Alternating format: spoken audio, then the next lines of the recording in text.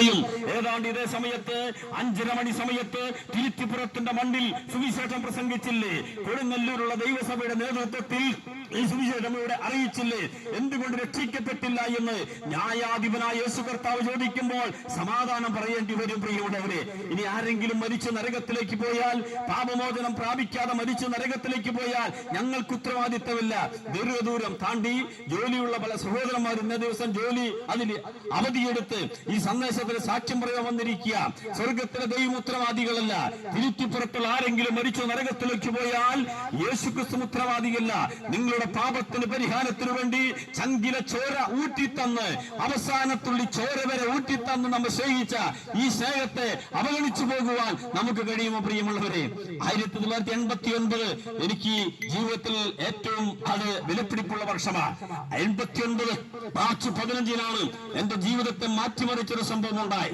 ഈ സുവിശേഷം നാമധേയ ക്രൈസ്തവനായി ജീവിച്ച എനിക്ക് യേശുവിന്റെ സുവിശേഷത്തിന് അത്ര താല്പര്യമുണ്ടായിരുന്നില്ല. എന്നാൽ 89 മാർച്ച് 15-ന് ഈ യേശുക്രിസ്തുവിന്റെ നിസ്തുല്യമായ സുവിശേഷം എന്റെ കാതുകളിൽ കേൾപ്പാനിടയായി തീർന്നു. വയനാടൻ ചുരമിറങ്ങി വന്ന ഒരു ദൈവദാസൻ എന്നോട് സുവിശേഷം പറയുകയുണ്ടായി.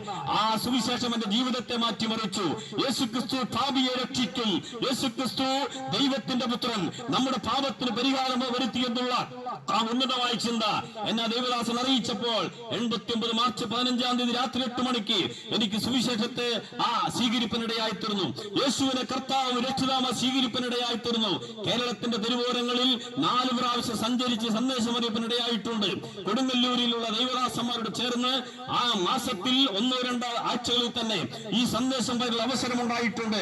ഇതല്ലാതെ വേറെ രക്ഷാമാർഗമില്ല, ഇതല്ലാതെ വേറെ രക്ഷിതാവില്ല, യേശുവല്ലാതെ വേറെ കർത്താവില്ല. ഏകസത്യ ദൈവം യേശുക്രിസ്തുവാണ്. അതുകൊണ്ട് പ്രിയമുള്ളവരെ, ഈ രക്ഷ പ്രാപിക്കണം. അത് എത്ര പ്രാപിക്കേണ്ടത് അത് പറഞ്ഞാൽ നിർത്തുക. ജീവിച്ചിരിക്കുമ്പോൾ പ്രാപിക്കണം. നമ്മളൊക്കെ ചിന്തിക്കുന്നത് മരിച്ചു കഴിഞ്ഞിട്ടല്ലേ? അങ്ങനെ ചിന്തിക്കരുത്. ജീവിച്ചിരിക്കുമ്പോൾ കൊരിന്ത്യർക്ക് 2-ാം ലേഖനം 6-ാമത്തെ 2-ാം വചനത്തിൽ പണ്ഡിത വരണ്യനായി പൗലോസ് പറയുന്നത്, ഇപ്പോഴാകുന്ന സുപ്രസാദ കാലം, ഇപ്പോഴാകുന്ന രക്ഷാദിവസം എന്നാൽ മനുഷ്യന്റെ പാപത്തിന് പരിഹാരമൊരുക്കിയ യേശുക്രിസ്തു ആത്മരക്ഷ പ്രാപിക്കേണ്ടത് ജീവിച്ചിരിക്കുമ്പോഴാണ്. മരണത്തിന്റെ തണുത്തകരം എപ്പോൾ പിടിക്കുമെന്ന് സഹോദര താങ്കൾക്കറിയുമോ? എനിക്കറിയുമോ? സാധിക്കുകയില്ല.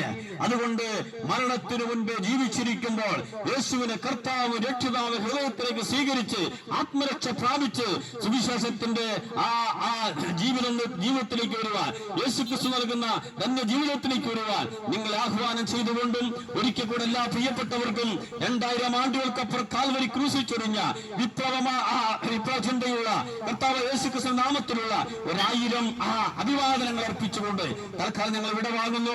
എല്ലാ പ്രിയപ്പെട്ട യേശുക്രിസ്തു നാമത്തിലുള്ള 1000 സ്നേഹ അഭിവാദനങ്ങൾ വീണ്ടും അർപ്പിക്കുന്നു. ദൈവത്തിന്റെ നാമം ഇന്നും എന്നേക്കും മഹത്വപ്പെടുമാറാകട്ടെ.